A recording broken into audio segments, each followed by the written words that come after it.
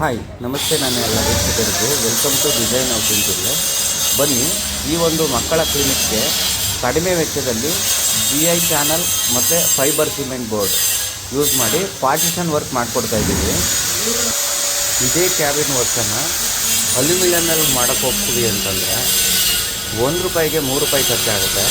ವುಡ್ಡಲ್ಲಿ ಮಾಡೋಕ್ಕೆ ಹೋಗ್ತೀವಿ ಅಂತಂದರೆ ₹1ಗೆ 8ರಿಂದ ₹10ವರೆಗೂ ಖರ್ಚಾಗುತ್ತೆ.